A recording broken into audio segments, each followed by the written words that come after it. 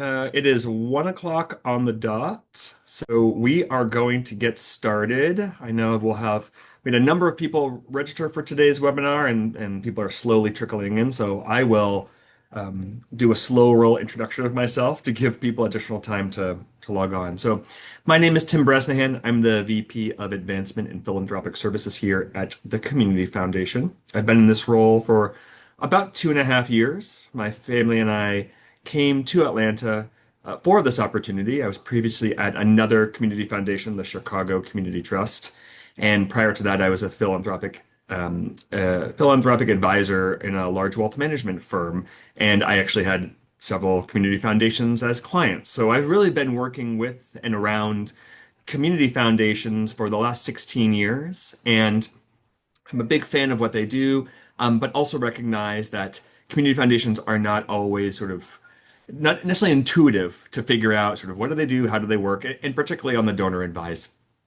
fund front.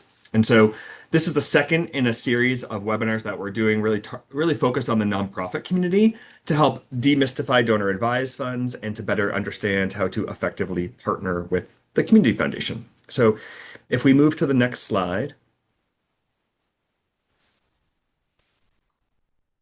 Thank you. So I'll do a very general overview of the Community Foundation. We're going to touch a little bit on charitable giving trends and motivations, but not surprisingly, the bulk of today's content will be focused on donor advised funds. We do not have the chat feature enabled in this webinar, but we do have the Q&A feature enabled. So if at any point you have a question, please feel free to put it into the chat. I will try to keep an eye on the Q&A box as questions roll in, but certainly we'll reserve lots of time at the end for questions. If we move to the next slide, so an overview of CFGA. Okay, move along. There we go. Thank you. CFGA mission is to inspire and lead our region toward equity and shared prosperity for all. That is a very big, bold mission, and very inspiring mission, and we do that really through different assets and different resources that we have here at the Community Foundation. When you think about the fact that we are a $1.8 billion community foundation, it's important to note that about 1.2 billion of that are in donor advised funds, which means that we are not, while we have legal control over those assets, and we'll get into that, we're really deferring to the donors to help them achieve their own charitable giving goals. As a community foundation right now, we have three main programmatic focus areas, that being the creation and preservation of affordable housing, supporting the arts ecosystem with a special emphasis on medium and small size arts organizations, and then our newest programmatic focus area is helping a cohort of nonprofits adapt to and find a path forward through all of the changes in the federal funding landscape. But certainly, those are our three main areas. We have discretionary dollars from which we do grant making, focus on other issue areas based on donor intent. But we are granting all across the country through DAFs, all across the state of Georgia. But of course, the majority of our donor advised fund grants stay here. If we move to the next slide, this is just some numbers. I talked about we're the largest community foundation in Georgia by asset size, just over 1.8 billion. This year, we're celebrating 75 years of service. And I think if you look at the numbers on the second, the lowest line, the light blue squares, it gives you a sense of just the amount and the velocity of dollars that are coming into and passing out of the community foundation. And so in 2025, we received $237 million in contributions from donors into a variety of funds, including donor advised funds. But perhaps more importantly, we deployed over $290 million in grants across the country, but primarily focused here in the metro Atlanta area. And that $292 million figure is comprised of donor advised fund grants, discretionary grants, and impact investments, including impact investments for affordable housing. If we move to the next slide. So obviously we're going to be talking about donor advised funds today, but I think it's important to note that our donor advised fund product is one of many different products or funds that we offer here at the Community Foundation. And I note this because it's not uncommon for donors to use multiple kinds of funds and giving vehicles beyond just their donor advised fund.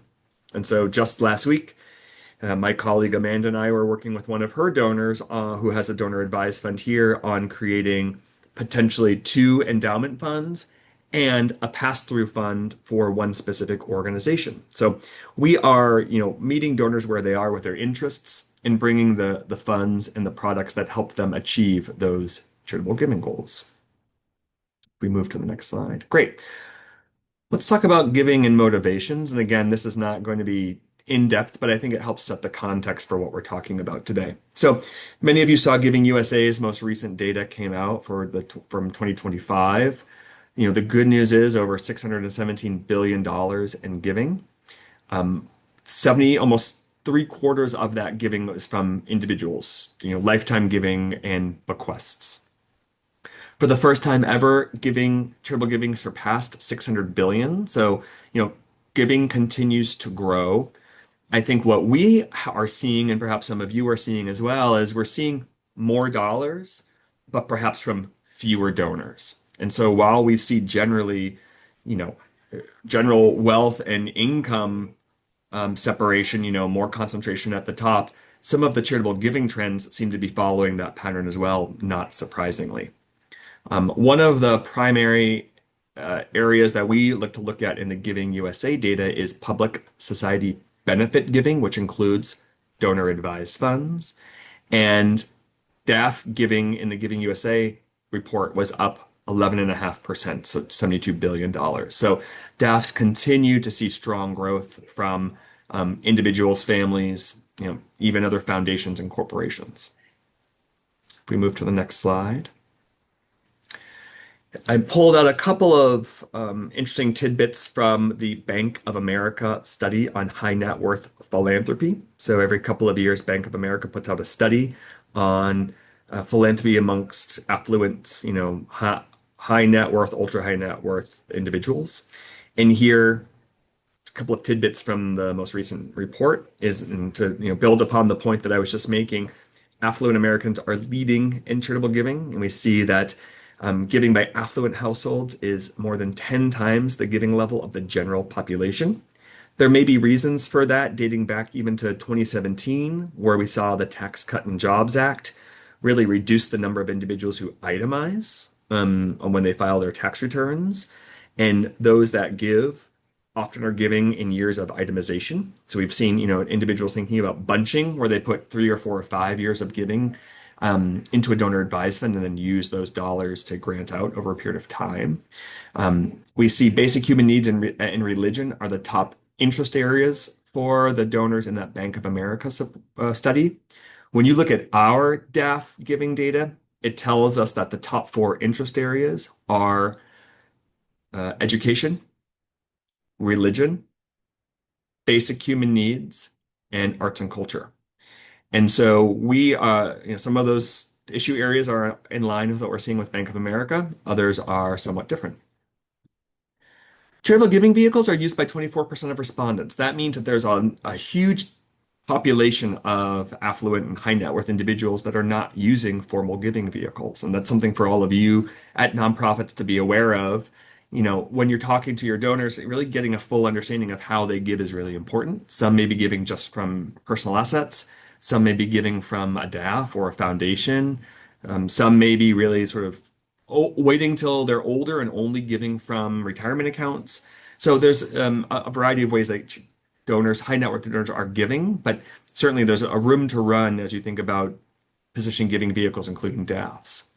And the majority of those who responded to the survey noted that what to donate and how much is still a top challenge. And so it's a great opportunity for anybody who is communicating with donors to really focus on the fundamentals and be thinking about giving appreciated stock, mutual funds, ETFs, like the most tax advantage way to give, and what kinds of assets, and how much, obviously their CPAs are going to help inform that, but really helping those donors to really focus on the fundamentals of giving. There's still room for us to be doing that. We move to the next slide. Great. So This is the meat of the conversation today. We move into the donor advised fund presentation. Now, if all of us were in a room today, I would ask somebody to guess, but I'm not going to make you do that. The first donor advised fund was actually created, if we move to the next slide, you'll see in 1931. And it was created at the New York Community Trust, one of the oldest and largest community foundations in the country. And for many years, really many decades, community foundations were the place to go for donor advised funds. It wasn't until the 1990s when Fidelity Charitable received special dispensation from the IRS to create a standalone public charity solely for the purpose of hosting donor advised funds that you really see the sort of the floodgates open and the commercialization or small d democratization of donor advised funds as a giving vehicle. If we move to the next slide, more data for all of you from the National Philanthropic Trust's annual donor advised fund report, where they talk about just the DAF sector broadly speaking. And you can see, the latest data from 2023. DAFs are continuing to grow in terms of the amount of assets in donor advised funds. Total contributions, while down, are still very strong in donor advised funds. I think, the average DAF size based on this report is actually quite similar to the numbers that we see. While we have a much higher average DAF size of about 1.1 million, our median donor advised fund size is about 140,000. So we're right in line with that. One thing to think about too is the payout rate. While private foundations have a minimum distribution amount of 5%, many foundations treat that as a ceiling, not a minimum. And with DAFs, you often see DAF programs where the payout rate is between 15 and 25%. Here they're showing the payout distribution rate close to 24% in both years that these data is representing. Here at the Community Foundation, our payout rate is usually somewhere in the 18 to 22%. So a lot of money is getting out the door to charitable organizations. If we move to the next slide. So I'm going to try to not bore you, but I think it's really important to understand that there is a legal and regulatory framework when you think about donor advised funds.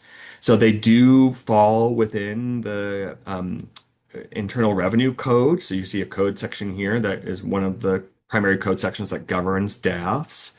From a legal perspective, a DAF program has to be owned and controlled by a sponsoring charity. So in our case, obviously, we, the Community Foundation, are the sponsoring charity. As I mentioned, Fidelity is a sponsoring charity, Fidelity Charitable. Schwab and Vanguard have them, National Philanthropic Trusts, other community foundations, even single issue area organizations like universities and some large nonprofits like the Nature Conservancy host their own donor advised fund programs. And so all donor advised fund programs are the same if you think about it from a legal or regulatory framework, but no two donor advised fund programs are the same if you think about the program features and how they operate. Now, while we at the Community Foundation are the legal owner of all of the assets in our DAF program, we are deferring to donors to make recommendations and exercise their advisory privileges over the assets in those donor advised funds. And so we have full control, we're the legal owner, but we're really leaning on our donors to make recommendations about where the money from those DAFs should go. And as I've already said, donors can essentially give to any qualified charitable organization that's in good standing in the United States. And so we do give all over the country, but as I mentioned, about 2/3 of all of our giving stays in the state of Georgia, and about 2/3 of all of that giving stays in the Atlanta metro area. Now, if you're wondering, well, what is a sponsoring charity? It's a tax-exempt public charity. We fall under Section 501(c)(3) of the Internal Revenue Code. A lot of people use the term 501(c)(3) to refer to a public charity, but in fact, the code presumes that you are a private foundation if you fall under Section 501(c)(3), and you have to rebut that presumption by meeting, the public support test. And so certainly, as a community foundation, we're getting donations from lots of individuals, and we easily meet that public support test. And any other sponsoring charity of a DAF program also has to meet that support test. And of course, we have to stay in good standing not only with federal regulators, but with the state of Georgia. Make sure we're complying. And we have a question come in from an anonymous attendee. If we are a nonprofit without much staff experience, could we sponsor a DAF but go through Fidelity to manage it? It's a good question. I'd say that's probably not something that many nonprofits want to do because it's an incredibly heavy administrative lift to have to track all of the donor advised fund accounts. You're tracking the investment performance, you're filing the tax returns and doing the audit. Um, so if you're a small organization, pursuing a donor advised fund program is a very heavy lift in an already competitive marketplace. I think, and we'll get into this a little bit in the presentation, I think a stronger approach is how do you ensure that your donor cultivation and acquisition strategy and stewardship strategy has a specific emphasis on donor advised funds. And we'll get into that a little bit as we go along. But good question. If we move to the next slide. So why do individuals, families open up DAFs? Far and away, the number one reason that we get referrals to open up a DAF is from professional advisors. So somebody's CPA or estate planning attorney or wealth manager says, you know what? We think you would really benefit from having a DAF. Why don't you talk to the community foundation?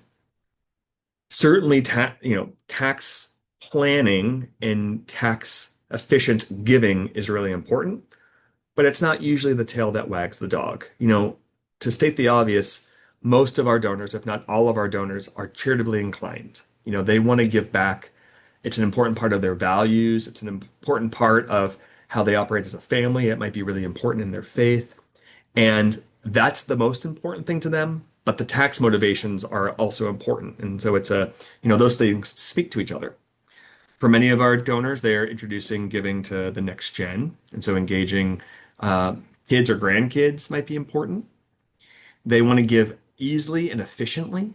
With a donor advised fund, it's possible to just have one single charitable gift in a year where you fund your DAF maybe with a large gift of appreciated stock, and then you use the funds in your DAF to do all of your other grant making. And so it's a great opportunity to make giving easy and efficient. For many of our DAF holders, they have other giving vehicles like private foundations that they're using as a complement. They want connection to local expertise. So knowing that our value proposition is we know the community, broadly speaking, we're out in community, is often a real attraction for donors who are looking for us for advice, counsel, or even just guidance on who's doing really effective work right now.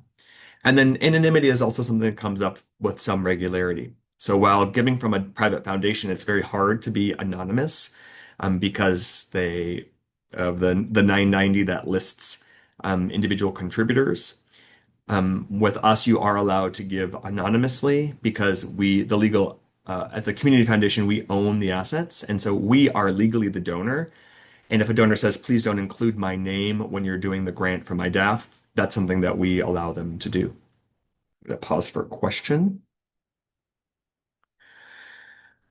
So Anonymous asks, so if somebody wants to open a DAF at our local community foundation or already has a DAF, they could add us as a recipient on their existing portfolio. So certainly if you're a nonprofit in good standing and you have a donor, an existing donor that has a donor advised fund, assuming that there's no reason why we wouldn't make a grant to you, assuming that you are in good standing with the IRS and with the state of Georgia, yes, that is something the donor could do. They could say, I want to make a grant to, ABC charitable organization, and we are cause agnostic. So as long as the charity is in good standing and eligible to receive a grant, we will make that grant. Now, again, all donor advised funds are the same, and no two donor advised fund programs are the same. And so that donor would need to check with their donor advised fund provider to ensure that they can make a grant to you. But absent some legal reason why you're not in good standing, they should be able to make that grant. We move to the next slide. So roles, role clarity is always important, whether you're at work or in a relationship or you have a donor advised fund. And so I want to break down some of the roles and some of the nomenclature that we use. So I've already talked quite a bit about the sponsoring charity. We're the legal owner of the assets. We complete tax filings. So individual DAFs are not required to file a tax return. All of the DAFs at the Community Foundation roll up under our umbrella, and the Community Foundation, as the sponsoring charity, files the 990. So that's an important distinction. As I mentioned, we perform due diligence on the grants, and so making sure we're checking to see, is this nonprofit organization in the IRS database Pub 78? Are they in Candid and showing up as a charity in good standing? So we have to ensure that the recommended grantee is eligible to receive a grant. So we do all of that. When a donor makes a contribution to us to fund a DAF or some other kind of fund, we're providing a written contemporaneous acknowledgement form so they can use that when they file their taxes and claim a deduction. And really, we're just performing overall fiduciary and investment management oversight. When we talk about a donor can be a couple of different things. So, a donor is the person or entity that opens a donor advised fund. So, if Tim Bresnahan is completing the donor advised fund application at the Community Foundation and submitting it to be opened, I am the donor. And if I'm taking money and moving it into my DAF to fund the DAF, I'm also the donor in that regard. They don't have to be the same person. So think about if I could open up a donor advised fund, I'd be the donor. But maybe a friend or family member is putting money into that DAF for me. Or you might be an adult child and mom and dad have decided that they're going to fund a DAF for you. So the donor could be both the person who opens the fund and or a person who contributes. We work with individuals, families, corporations, private foundations, other nonprofits. Those can all open funds with us and can all be donors. And a donor's primary role is to have authority to recommend actions on the fund. So if they're an advisor on the fund, they can recommend grants out, they can recommend the investment management approach, they can recommend the succession plan, they can recommend the name of the DAF, all of those things. An advisor is a person who is identified by the donor who has advisory privileges over the DAF. And typically that means they are the ones making grant recommendations. So they're saying, I recommend that you send $5,000 to, Georgetown University to be used for one of their scholarship programs. And of course, that's really the bread and butter of what we do with DAFs. But as I alluded to, they can also make recommendations connected to investment management, succession plans, DAF name details, etc. There are other people sort of in the universe of our donor advised fund program. We work with a number of investment managers. We work with interested parties. Often that is the donor is saying, hey, I'd like for my executive assistant to have the ability to help me manage the DAF. Can you add him or her to the fund? We work with obviously lots of professional advisors, including estate planning attorneys and CPAs, in addition to investment managers. So that's a high level snapshot of the roles that occur here at the Community Foundation. There's a lot of detail on this slide. I'm not going to go through all of it, but this is sort of a handy cheat sheet on some of the things we point out when a donor is comparing a DAF to a private foundation. I think critical things to know: while a private foundation is a standalone charitable entity, it has its own tax identification number, so its own EIN. It has to be set up as a nonprofit corporation or a charitable trust. It has to have a board.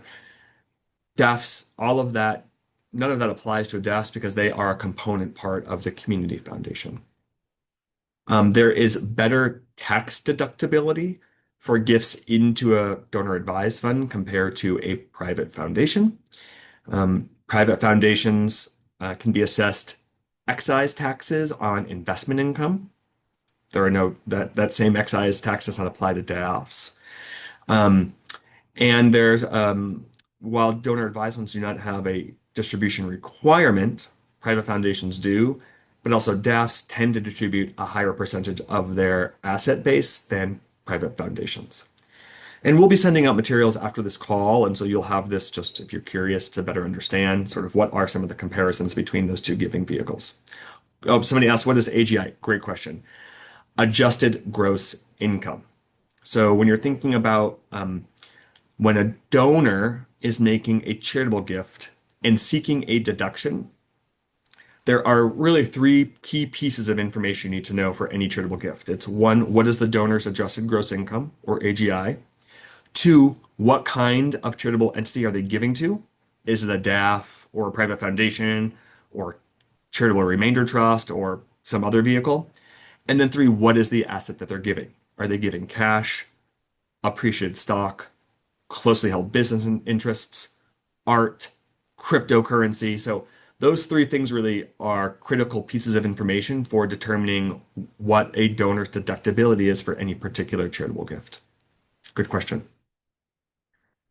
We move to the next slide. So, speaking of assets, what will we accept at the Community Foundation? Well, we love cash. We love marketable securities, publicly traded stock, ETFs, mutual funds. We'll always take those. We will sometimes take transfers from other tax-exempt organizations. If somebody is closing down a private foundation and transferring some of the assets to us, we will certainly take the cash and the marketable securities. If they've got funky assets, we'll have to sort of assess those on a case-by-case basis.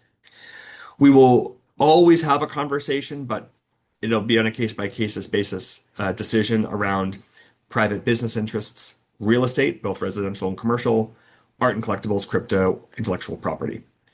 We cannot take distributions from a qualified charitable distribution from an individual retirement account and put it into a DAF. The IRS rules do not allow that currently. We can put them into other funds like a scholarship fund or a designated fund, but they can't go into a DAF. And we also will not accept cars and other kinds of vehicles just from a practical or pragmatic perspective. If we move to the next slide, grant making at the Community Foundation, and I'm focused just on donor advised fund grant making. From our DAFs, a donor can make a grant to a public charity or a per se charitable organization. So sometimes those two things are different. When you think about a public charity, they will have a determination letter from the IRS that says, you ABC organization are a public charity and are able to receive charitable gifts.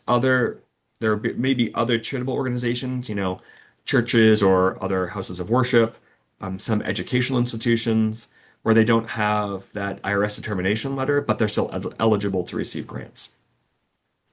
While most of our DAF grants are for general operating support, we do allow donors to name specific program areas. They can support staff capacity. They can say, please use this grant to help the organization hire a new development director. We can make grants internationally through either a US-based intermediary or through another international DAF intermediary. We can make grants to government entities or municipalities for charitable purposes. We can allow the donor to be recognized, or we can allow the donor to be anonymous. We move to the next slide. What we will not do is we will not make a grant to a private foundation. We will not make a grant to a for-profit entity. We will not make a grant that results in a tangible benefit back to a donor or advisor. And so this area is somewhat murky, but essentially, if you can put a dollar value on the thing that the donor is getting, parking passes, tickets to a football game at a university, paying for a silent auction item that you got at a gala, not allowed, those sorts of things. Interestingly, though, you can make a grant from a DAF to a charitable organization for naming rights, and that is okay. So, we have a donor that recently gave a significant amount of money to the Museum of Contemporary Art Georgia's new building at the goat farm, and they are using the grant for some naming rights on part of the building, and that's permissible under the IRS rules. We will not make bifurcated grants. Really, where this comes up is when a donor wants to use their DAF to support a fundraising gala or fundraising event at a nonprofit. Let's say that a nonprofit's putting on a fundraiser and a table costs $10,000, and $8,000 would be tax deductible and $2,000 is to cover, the chicken dinner. We will not let a donor make a grant for $8,000 and get the tickets to attend that event.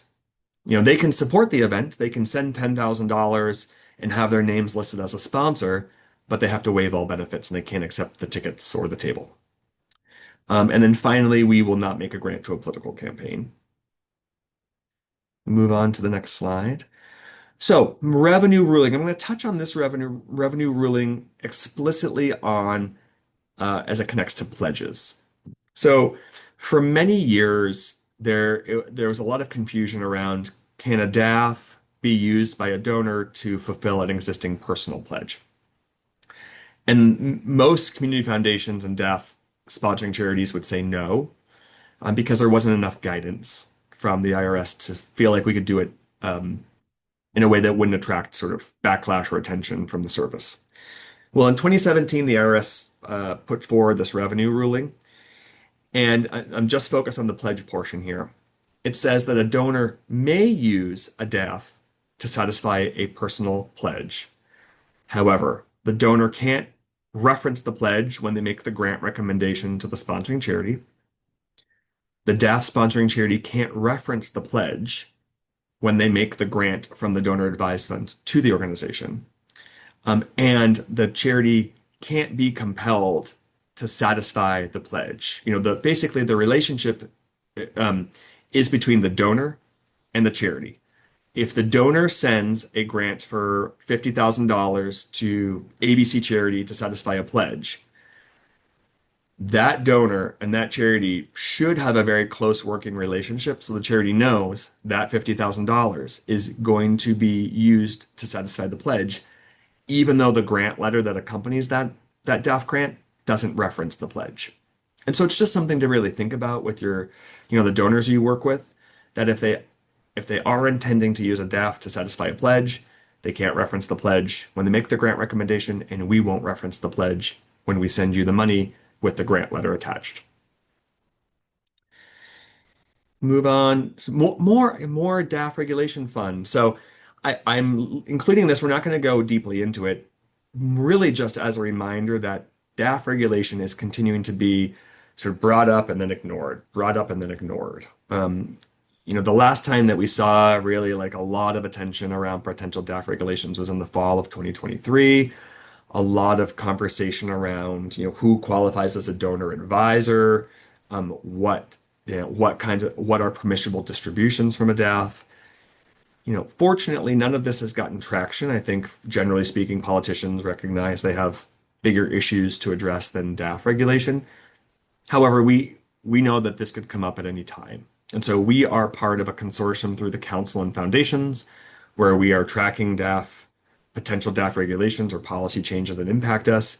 Certainly anything that we discover, if there are changes, we would broadly communicate that both to our donors and to our nonprofit partners. If we move to the next slide, I think we're getting close to the end. Yes. So takeaways for nonprofits.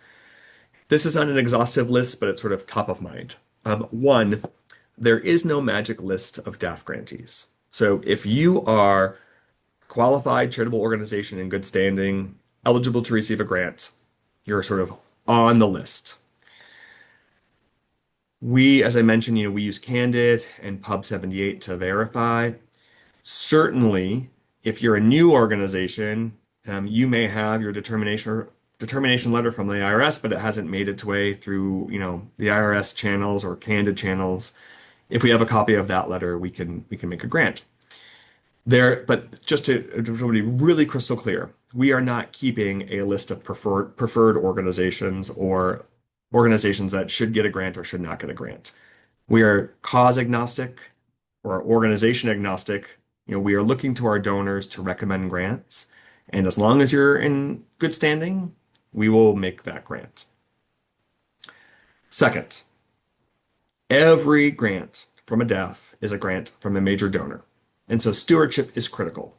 As I mentioned, our average DAF size is 1.1 million. The median DAF size is $140,000. Those dollars are never going back to those individuals. They are earmarked only for charitable giving. And so if you are ever receiving a grant from a donor advised fund, I would elevate the person who recommended that grant up on your list of people that you should be stewarding. Now, if you've ever received a grant from us and it's anonymous, you may ask, well, Tim, how do I know who recommended the grant? How do I steward that donor? What do I do? We're not going to disclose who that donor is because they've asked to be anonymous. But what I can say is if you send us any kind of communication, if you send us a letter, any kind of stewardship notes, we will then funnel that information, any of that stewardship information back to the donor. On our stewardship team here, on our donor relationship team, every donor advised fund here has a named philanthropic advisor who partners with those donors on their giving. And so we do have the infrastructure and the team structure to be able to get that correspondence, if it's an anonymous donor, back to the donor. Third, lifetime giving and plan giving strategies matter with DAFs. As I just mentioned, all of those dollars in our DAF program are earmarked for charitable giving. And so while you should be stewarding DAF holders who are making grants to you now, I would also be wondering what is that donor's plan for their DAF when they're no longer here? We allow donors a lot of flexibility in what happens to their DAF when they're gone. They can name successor advisors, meaning kids or grandkids take over the fund when they're gone. They can name specific organizations to receive distributions from the DAF, and then the DAF closes. They can create endowments for issue areas or specific organizations so that when they're gone, if they've been giving to the same three organizations every year and they want that sort of lifetime or they want that annual giving to continue after their lifetime, we can work with donors to create endowments where essentially those annual gifts will continue in perpetuity. And so part of the conversation, of course, with those donors where you have built the trust and the level of familiarity is to ask, I'm curious, I see that you make grants to us from your DAF at the Community Foundation or from Fidelity or Schwab. I'm curious what's your plan for the assets in that DAF when you're gone, and have you thought about a succession plan that includes our organization? I think that's a really fair question to have, and it may give the donor something to think about that they've not thought about before. And then finally, most donor advised fund holders have their own priorities and agendas. Most of them are coming to us. They know what organizations they want to support. They know what issue areas they want to support. They're not really looking to us for advice and counsel. But there is some percentage of our DAF holders who want to know, who's doing the best work in youth mental health, or what are new approaches to, helping women and girls get access to STEM education, or any number of questions about, a particular issue area. And so while most DAF holders are not asking us about that information, we are so excited when they do want to know. And as I noted, they have their own philanthropic advisors. We also have a new-ish role in the team. Kim Whitaker has been with us for about 10 months. She's a philanthropic advisor, but she is focused on building connectivity between our donors and the nonprofit community. And so Kim is a great resource for us and our donors, but also for you, the nonprofit community, to help be kept in the loop on exciting things that you're working on, new strategic plans, just anything you'd want our donors to know to be aware of. Kim helps to collect that information and then pass it along to our team of philanthropic advisors. I have another question here. What can organizations do to increase our likelihood of receiving a grant? How do we increase the visibility of our mission impact to advisors and donors? It's a really good and it's a hard question. Part of the answer to that question is asking your donors about all the various ways that they give. The various, philanthropic studies that come out, year to year always indicate that donors would give more if they were asked.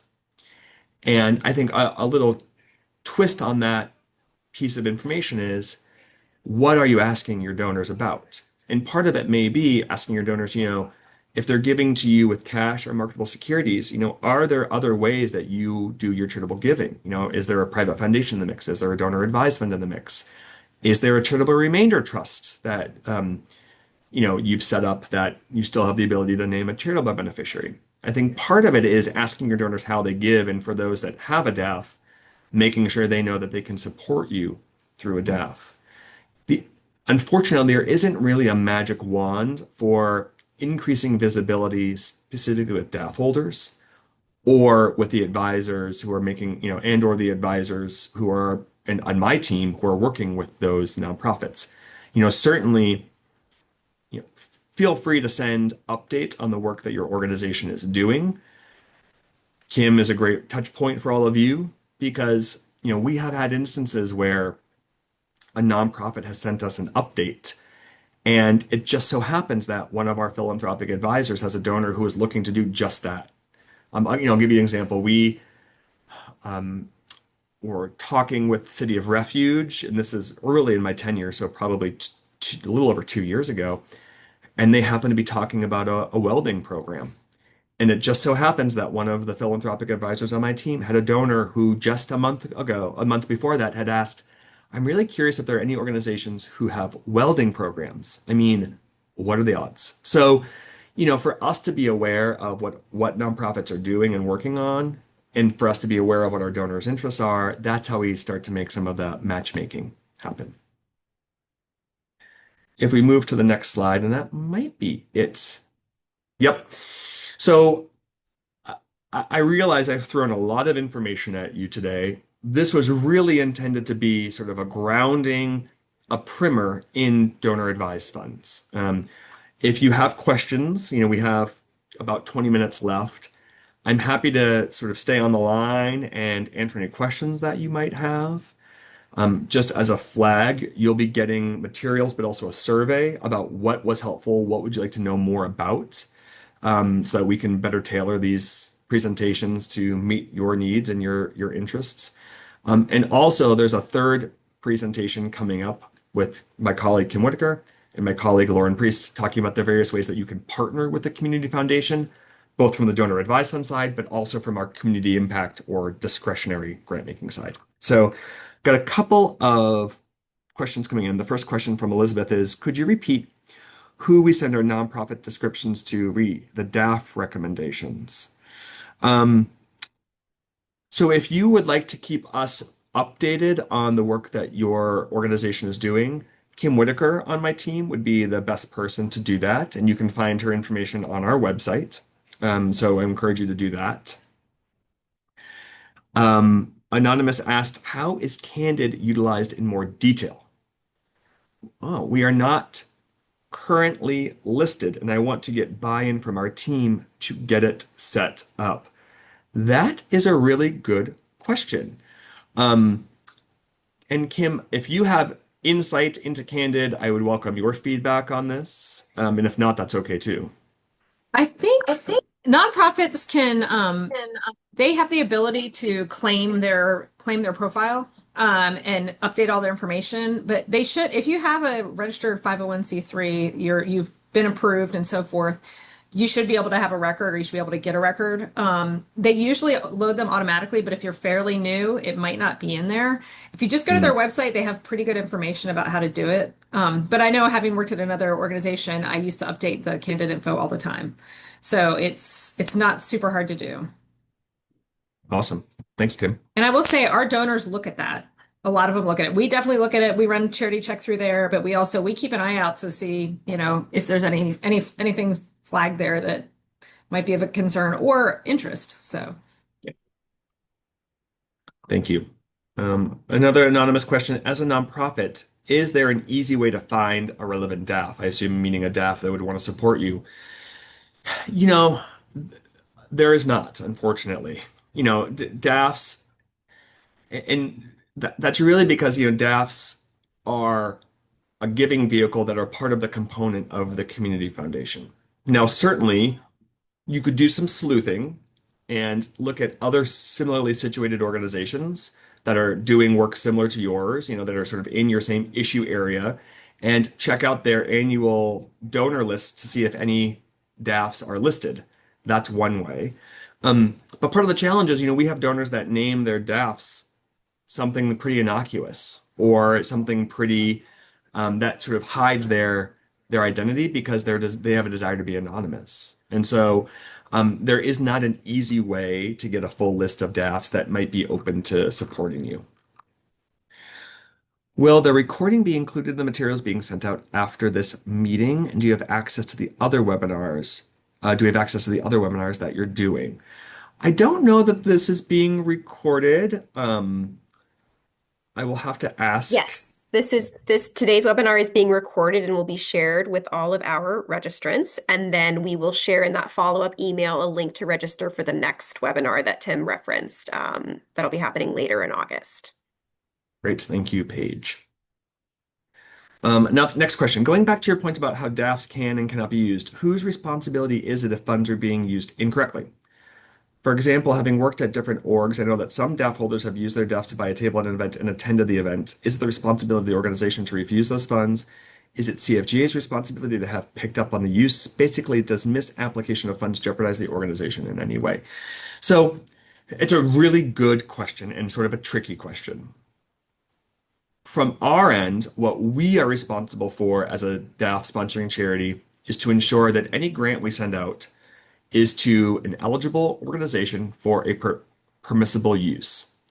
So I'll give you an example. I have a portfolio of donors that I work with who have DAFs. Just last week, one submitted a grant recommendation that said, please send $25,000 to the ABC organization for their fall gala. We waive all benefits. Now, if that had said, please send $25,000 to the fall gala for our table of 10, our grants team would have flagged that. They would have reached out to me to say, you need to talk to the donor and find out, do they want to still make the grant but waive all the benefits, or do they want to cancel the grant? Our job is to ensure that the dollars going out the door and the stated purpose are permissible for a DAF. Once the dollars get to the receiving end, once they get to the nonprofit that the donor is supporting, it's up to that nonprofit to ensure that they are using the funds in a way that the DAF letter states its intended use.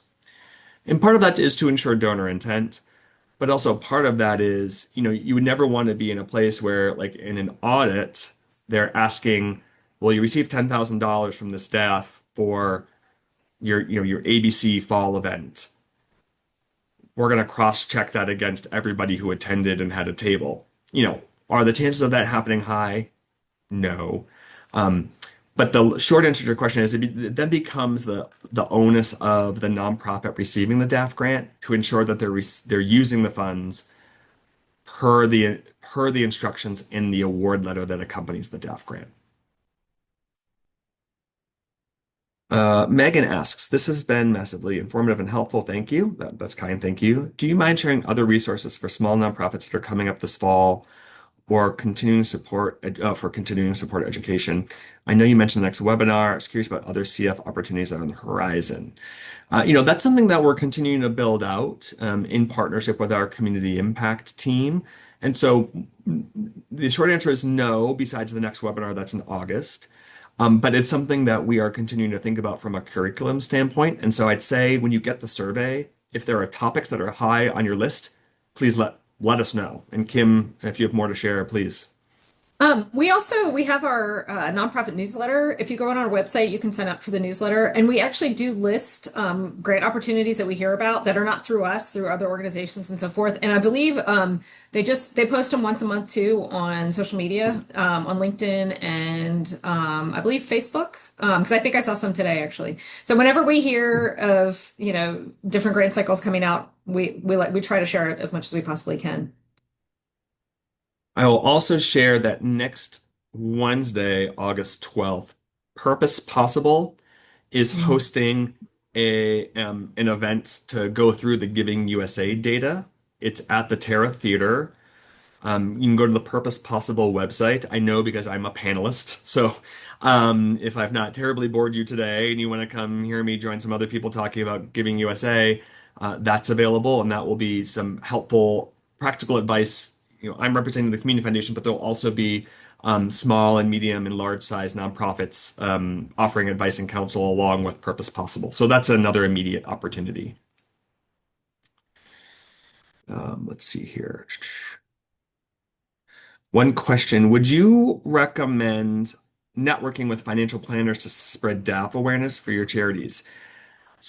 I think financial planners and CPAs and estate planning attorneys, if you have relationships with them, great, do that. They can be somewhat protective of their time, and not all of them are comfortable with the role of making recommendations about charitable giving. Some are not. And so it really depends on the specific philanthropic advisor that you're thinking about. Now, if you have a board and there's a and a professional advisor on your board, that's great. If you have a plan giving council that or a plan giving advisory council that includes professional advisors, that's great. So I would think about those that are already closest to you as probably the best place to start. Because since they know you and they know your organization, they're going to be best positioned to sort of be an advocate for you. Another question, is it common for donors to give via DAF through a website portal? We've been suggested to add certain sponsoring charities like Fidelity to our site to increase ease of giving.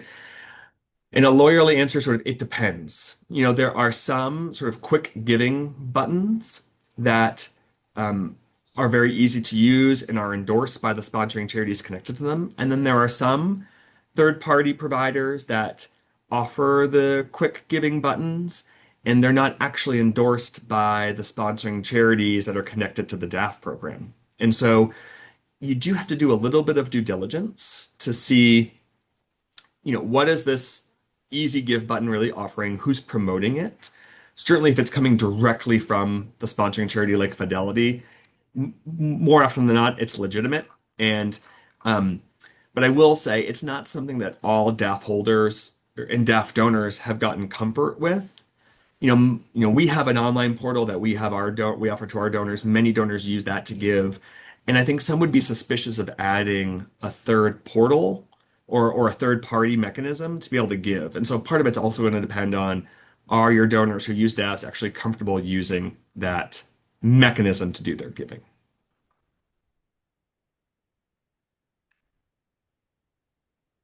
Think that's all of the questions so far. I'll give, one more minute for anybody who has not had a chance to ask.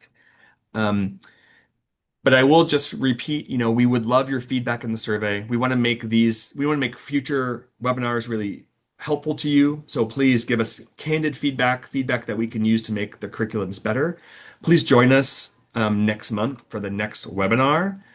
If you're interested in the Giving USA presentation through Purpose Possible, jump on their website and reserve a ticket. It's free. But otherwise, we are so grateful for all the work that you do in community every day. You really are on the front lines doing the work. We have the privilege of working with donors to help them deploy their assets, but we know none of this would be possible without your commitment and your hard work. So we're grateful to all of you. We're grateful for many of you taking the time today. And I hope you have a great rest of the week, and hopefully we'll see you next at our next webinar later in the month. Thank you.